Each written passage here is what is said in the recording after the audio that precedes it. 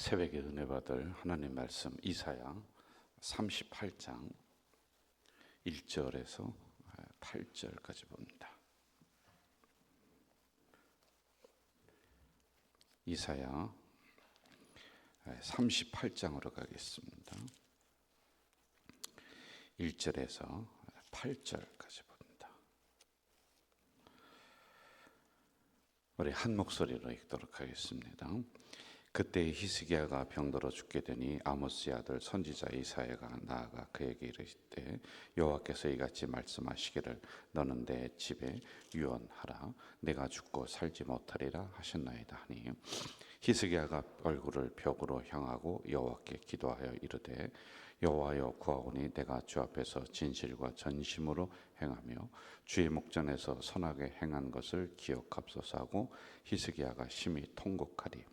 이에 여호와의 말씀이 이사야에게 임하여 이르시되 너는 가서 히스기야에게 이르기를 내 조상 다윗의 하나님 여호와께서 이같이 말씀하시기를 내가 내 기도를 들었고 내 눈물을 보았노라. 내가 내 수한에 15년을 더하고 너와 이 성을 아수르 왕의 손에서 건져내겠고 내가 또 이 성을 보호하리라. 이는 여호와께로 말미암는 너를 위한 징조이니 곧 여호와께서 하신 말씀을 그가 이루신다는 증거이니라. 보라 아하스의 해 시계에 나아갔던 해 그림자를 뒤로 10도를 물러가게 하리라 하셨다 하라 하시더니 이에 해 시계에 나아갔던 해의 그림자가 10도를 물러가니라. 아멘. 우리는 이제 이사야 성경을 계속 새벽에 묵상을 하고 있는데 지난번에 우리 구약의 전체적인 공부를 하는데 12지파가 있었습니다. 12지파가 있었는데 가나안 땅에 들어가서 남유다, 북이스라엘 이런 형태로다가 12지파가 형성이 되고 있다. 이런 것도 이제 우리가 조금씩 공부를 해나가고 있습니다. 12지파가 있었어요. 그런데 우리나라처럼 남쪽, 북쪽 이런 형태로 이제 갈리게 됩니다. 자, 그러면 거기에도 이제 왕들이 있었을 거 아닙니까? 히스기야는 어디의 왕이냐면 여기 나오는 그 히스기야는 남유다. 그 남유다의 역사의 족보가 이렇게 흐르고요. 물론 북이스라엘에 대한 그 왕들도 나오고 있습니다. 그런데 우리가 다 기억은 못해요. 그렇지만은 다윗이라고 하는 인물, 솔로몬이라고 하는 그리고 여기 나오는 히스기야라고 하는 이런 인물들은 우리가 좀 기억을 해야지만이 되거든요. 왕들 중에 최고의 왕이 누구냐면 다윗 왕을 꼽고 있어요. 그런데 그 다음으로 왕들이 정치를 잘하지는 못했습니다. 그러니까 나라가 어려워지는 거예요. 그랬을 때 그 다음에 어떤 왕이 일어나냐면 히스기야, 요시야 이런 왕들이 나옵니다. 한참 후에 나오는 거예요.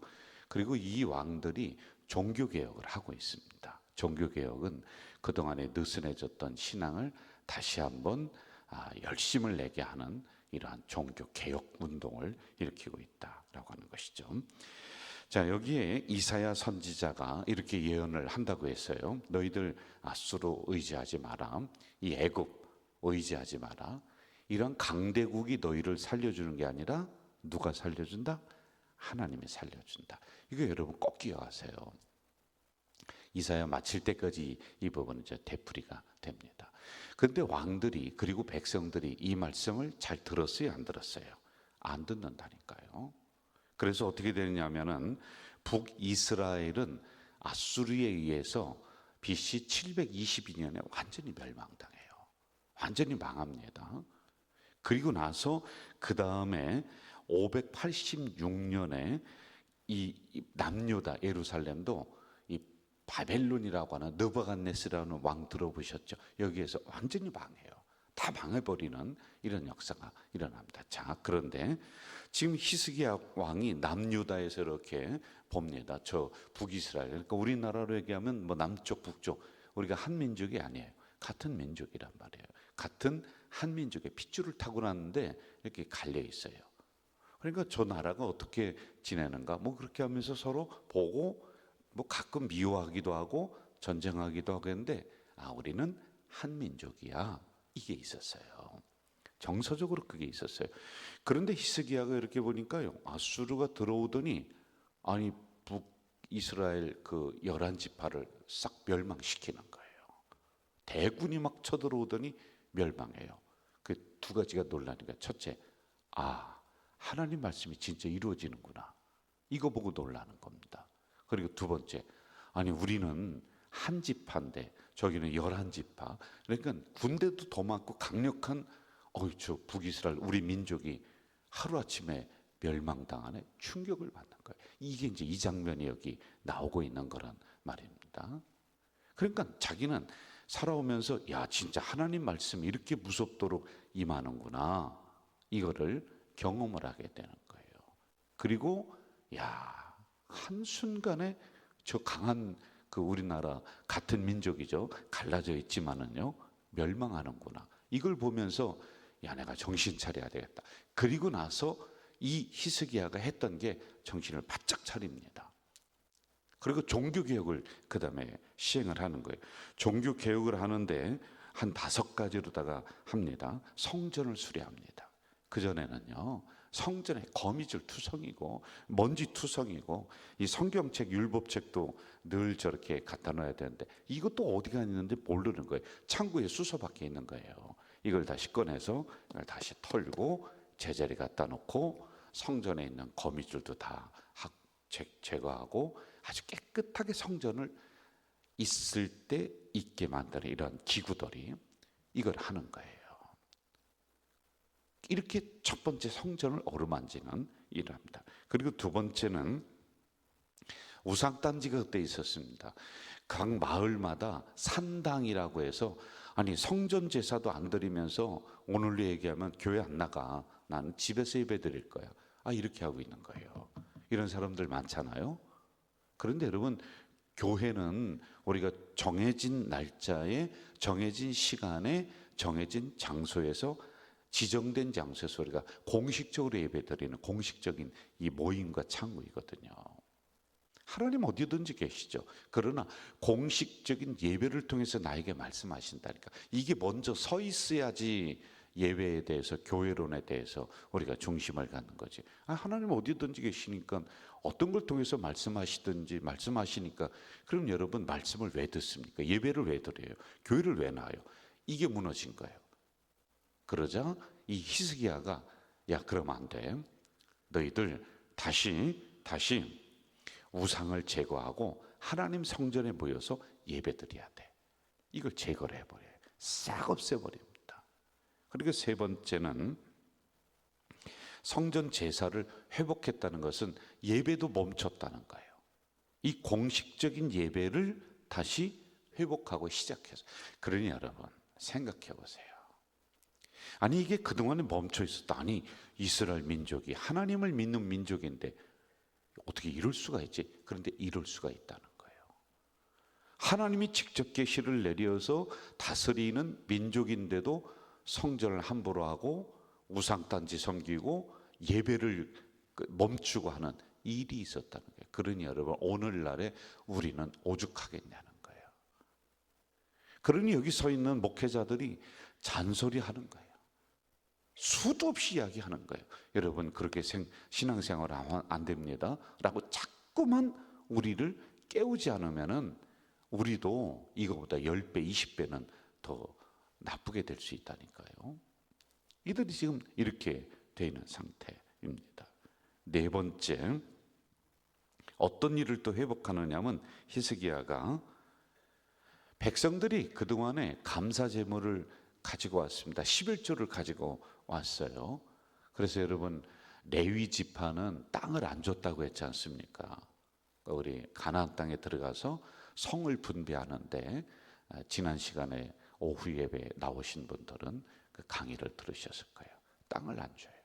그럼 어떻게 먹고 사느냐면은 그 12지파에서 11지파에서 12지파에서 헌납한 11조라든지 이러한 감사 예물이라든지 이걸 가지고 분배해서 먹고 사는 거예요. 근데 이걸 안 하는 거예요. 여러분 감사 예물과 11조를 안 하니까 생각해 보세요. 레위 지파가 예배를 안 드립니다. 왜? 먹고 살 길이 없으니까 흩어지는 거예요. 이중 직업 구하고 뭐 다른 일하고, 그러니 성전은 뭐 그냥 거미줄 쳐 있는 거 당연하게 이렇게 도미노 현상처럼 신앙이 다 무너져 버리는 거예요. 그래서 이 부분을 다시 야 너희들 정확하게 11조 드려라 회복을 합니다. 히스기야 왕이 말이에요. 그리고 다섯 번째는 절기를 다시 회복을 해요. 그러니까 맥주감사절, 추수감 이런 절기 있잖아요. 성탄절 이런 것들 물론 구약 시대는 성탄절 그런 게 없었습니다. 이런 절기를 회복해서 그대로 진행하라라고 하는 거예요. 자, 여러분 여기서 우리가 배울 수 있는 것은 두 가지입니다. 첫째, 우리도 그럴 수 있다. 우리는 더합니다. 여러분 우리 오늘의 신앙을 제대로 통제해주는 어떤 기구, 법 그리고 통제적인 강력한 수단이 있어요 없어요? 좀 더 쉽게 얘기하면 여러분 주일에 안 나오면은 뭐 목회자들이 가서 책임 추궁하면서 권사님이니까 지난주 안 나오셨어요 벌금 20만 원 합니까 안 합니까? 없잖아요. 나오든지 안 나오든지 한 두세 주 안 나오면 오히려 가가지고 교육자들이 빌어. 아이고 권사님 왜 안 나오세요? 권사님 안 나오시면 담임 목사님한테 제가 혼나요. 나오셔야 돼요. 오히려 쫓아다니면서 빈다니까. 아니 강력한 통제 수단이 없는 거예요. 자발적으로 하는 거예요. 그러니 여러분 교회와 말씀과 연결된 끈이 떨어지잖아요. 그럼 우리는요 이 이스라엘 민족보다 10배, 100배는 더 신앙이 느슨해진다니까요. 나도 그럴 수 있는 거예요. 이걸 우리가 알아야 됩니다. 그리고 두 번째, 내 안에 개혁할, 우리 교회 안에 개혁할 신앙적인 잘못된 요소들이 수도 없이 많다는 거예요. 이걸 고쳐가는 겁니다. 신앙은 그렇게 고쳐가는 거예요. 급속하게 과거로 돌아갈 수 있지만은 우리가 그 끈을 놓지 않고 계속 신앙의 경주를 합니다. 사도 바울처럼 신앙은 달리기 하는 경주와 똑같다. 멈추는 즉시 우리는 넘어지고 멈추는 즉시 우리는 퇴보한다. 그러므로 신앙의 경주를 하는 거예요. 그럼 여러분 신앙의 경주를 하면서 끊임없이 우리를 변화시켜 나가는 게 신앙이라는 거예요. 나를 변화시키는 거예요, 여러분. 자, 이 일을 하고 나서 잘 보세요. 옆에 있는 북이스라엘이 아수르가 들어와서 멸망시켜 깜짝 놀란 거예요. 야, 안 되겠다. 빨리 내가 정신 차려서 우리나라 이 유대 남유대 여기 있는 빨리 우리가 개혁하고 변화시키자. 그래 이렇게 했습니다. 하니까 그 다음에 어떤 일이 일어나냐면 하나님이 이러한 모습을 보고 그 나라에 태평성대를 주는 거예요. 평안을 줍니다. 굉장히 평안했어요. 나라가 발전하는 거예요. 부흥하는 거예요. 교회는 지도자들이 바르게 하면 교회가 부흥하고요. 교회가 편안한 거예요. 교회 불안한데 가보세요. 누구 때문에 그래요? 저는 김 집사 때문에 그래요? 저기 오는 새로운 성도 때문에 그래. 천만만만의 말씀. 그 위에 있는 담임 목사와 장로들이 싸우는 거예요. 더 위로 올라가면 담임 목사, 목회자들이 잘못하니까 교회가 어지러운 거예요. 이렇게 됩니다. 자, 그럼 또다시 목회자들이, 지도자들이 잘하면은 부흥의 역사가 막 일어납니다. 그래서 지도자들 먼저 올바르다가 신앙생활 하자. 제가 이제 늘 부르짖는 것 중에 하나란 말입니다. 자, 이렇게 태평성대가 이루어지니까 뭐가 됐냐면 이 히스기야가 교만해지기 시작해. 참 인간은 참 이상한 동물이에요. 교만해지는 거예요. 더 겸손해지고 또 겸손해지면 얼마나 좋습니까? 그렇자 하나님이 저 북이스라엘을 멸망시켰던 이 아수르라고 하는 나라가 군대를 일으켜서 20만 명이 유다를 이제 침공하는 거예요. 히스기야가 있는 이 땅을 침공해서 멸망시키려고 하는 거예요. 그러니까 하나님 앞에 매달릴 수밖에 없는 이런 상황이 일어나고 있는 거예요. 이게 지금 히스기야 왕 그 시대를 제가 이야기하는 겁니다. 하나님 앞에 기도합니다. 그러자 하룻밤 사이에 18만 5천 명이 저 적군이 전멸하는 일이 일어나요. 그래 하나님의 은혜가 임한 거예요.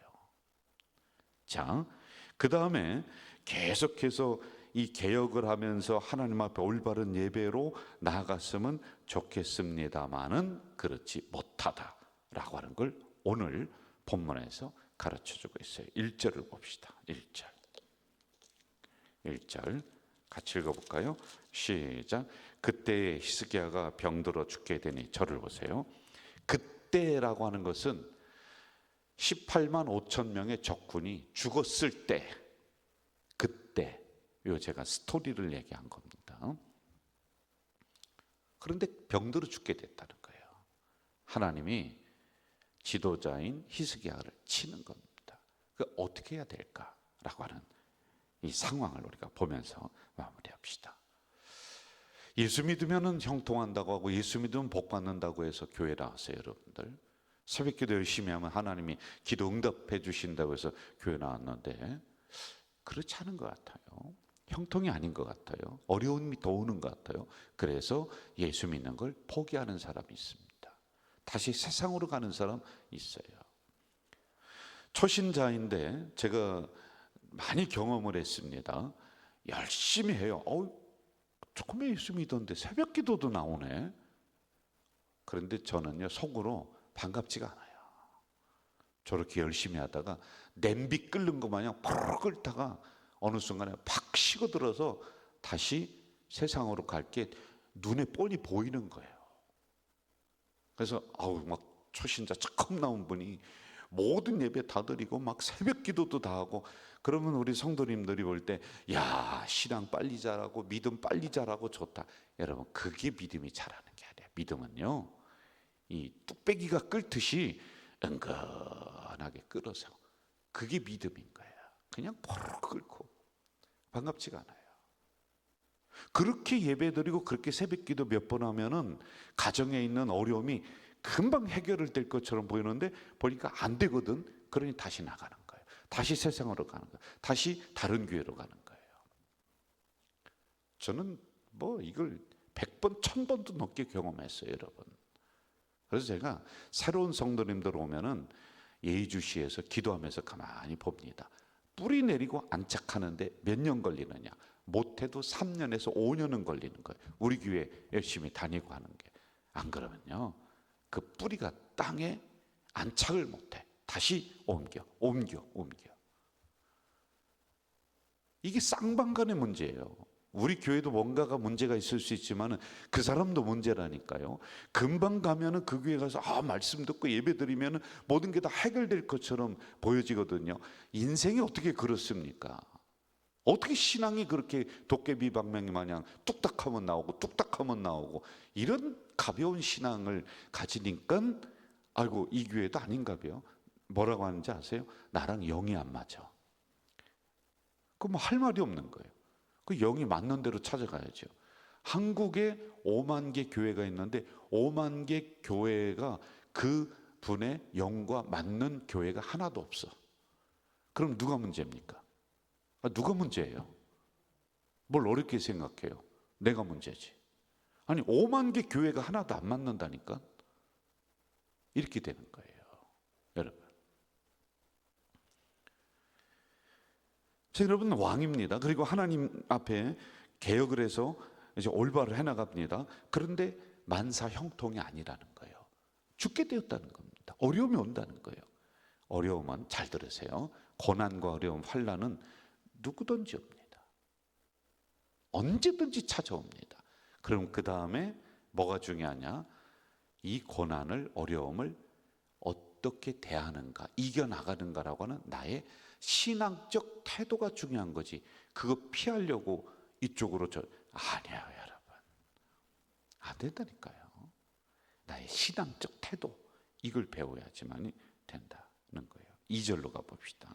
2절 같이 한번 읽을까요? 2절 시작. 히스기야가 얼굴을 벽으로 향하고 여호와께 기도하여. 다시 한번 2절입니다. 2절 방송실 2절 시작. 히스기야가 얼굴을 벽으로 향하고 여호와께 기도했다. 이렇게 나오고 있죠.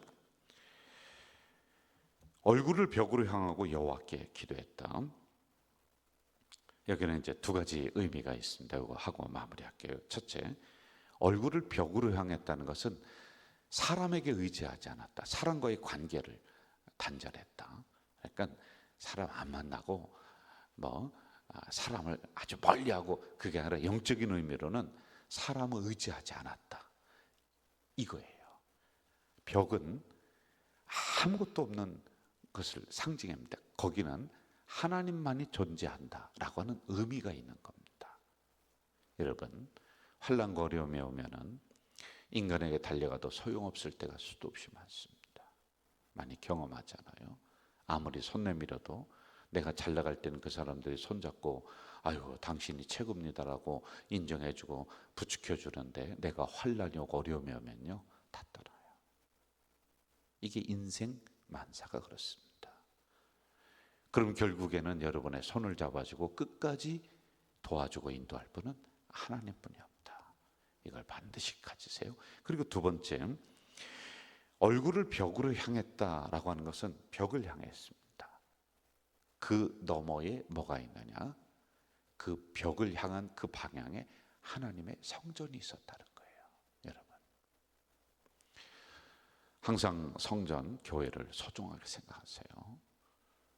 이 성전은, 우리 가자제일교회는 여러분들이 집에 있을 때, 직장에 있을 때 항상 내 마음에 하나님의 성전을 생각하면서 그쪽을 향해서 기도하는 마음으로 늘 계시면은 하나님의 성전이 울타리가 되어주고 하나님의 성전에서 기도할 때 응답의 역사가 일어나요.